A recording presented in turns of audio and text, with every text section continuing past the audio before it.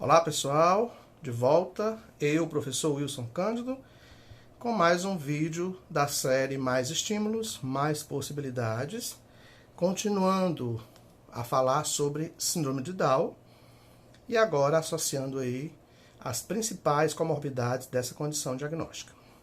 Mas o que é preciso saber sobre a síndrome de Down? Que é uma ocorrência genética que se dá logo no início da gestação e é caracterizada basicamente pela presença de 3 cromossomos 21, daí a expressão trissomia 21. Não é uma doença, mas pessoas com síndrome de Down estão muito mais vulneráveis a uma incidência de algumas doenças do que a população em geral. As principais características são a hipotonia muscular generalizada e o déficit cognitivo, que representa aí prejuízos significativos no processo de aprendizagem, tanto de ordem acadêmica quanto de ordem assistemática ou outras aprendizagens em geral. No Brasil, estima-se que nasça uma criança com síndrome de Down a cada 600 ou 800 nascimentos, né? As pessoas com síndrome de Down devem e têm o direito de estar em qualquer espaço comum a qualquer pessoa, dentre eles o espaço escolar, como um direito assegurado por lei. Não há nenhuma condição médica que afete exclusivamente as pessoas com síndrome de Down. Mas há certas doenças ou certos quadros comórbidos que são mais comuns nesse público do que nas pessoas de ordem em geral. Então, as comorbidades mais comuns na síndrome de Down são problemas cardíacos. Quase 50% dos bebês que nascem com síndrome de Down apresentam cardiopatias congênitas, que são anormalidades na estrutura do coração, que já se dá aí como perceptível logo ao nascimento. A segunda comorbidade, disfunções da tireoide. Até 18% dos casos de síndrome de Down tem hipotireoidismo, que é a mais comum alteração nessa condição, que é uma condição em que a glândula é pouco ativa. Diabetes é o terceiro quadro comórbido associado. Crianças com síndrome de Down têm 4 vezes mais chances de desenvolver diabetes do que outras crianças e é mais provável que seja a diabetes do tipo 1, que é uma condição em que o sistema imune ataca e destrói as células produtoras de insulinas no pâncreas. Quarto tipo de comorbidade, espasmos convulsivos, espasmos epilépticos. 5% dos casos de síndrome de Down têm convulsões associadas. São ataques raros, mas que requer a atenção médica. Eles geralmente ocorrem no primeiro ano de vida e são caracterizados por movimentos anormais corporais. Visão, alterações da visão, outra comorbidade, então afetam as crianças com síndrome de Down e são os mesmos que ocorrem em qualquer outra criança, mas tendem a acontecer com mais frequência e de forma mais acentuada. Vamos citar aí algumas alterações visuais. Astigmatismo, 30% dos casos. O astigmatismo é a imagem distorcida e desfocada. Catarata congênita, pode acontecer em alguns casos. Estrabismo, em até 20% dos casos. O estrabismo são os olhos apontados em direções diferentes. Hipermetropia, em 40% dos casos, que é a dificuldade de ver de perto. Miopia, em 14% dos casos, que é a dificuldade de ver para longe.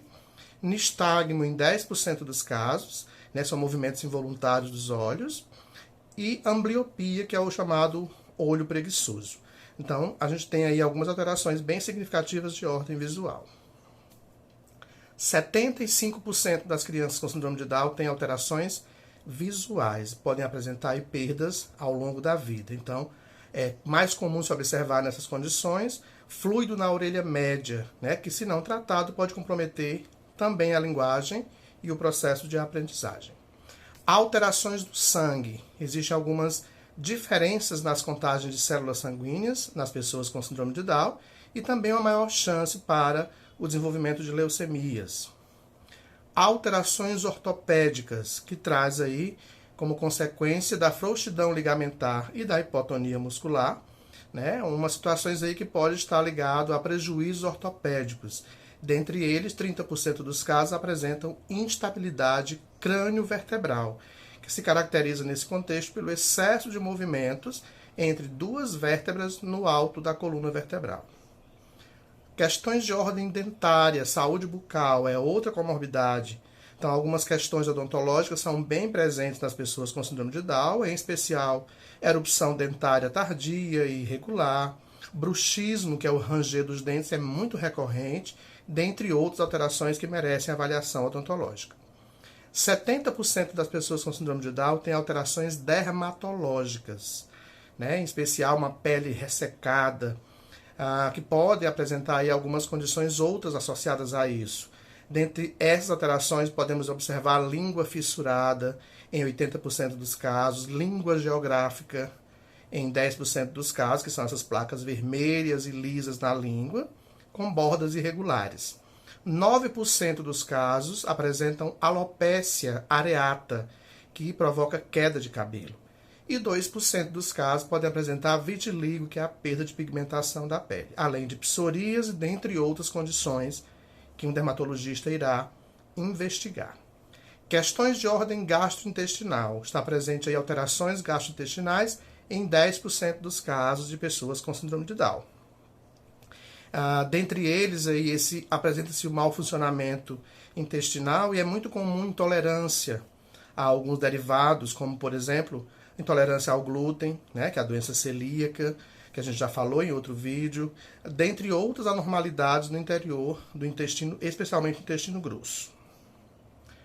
De 20% a 25% podem apresentar problemas relativos ao sono, distúrbios do sono, tanto para iniciar o sono, quanto acordar várias vezes durante a noite com aquele sono que não completa aquele estado de relaxamento que se deve ter numa noite de sono. Então é muito comum se observar, mesmo, né, que sejam essas alterações de origem comportamental ou de origem física, isso também vai trazer como consequência prejuízo no aprendizado da criança.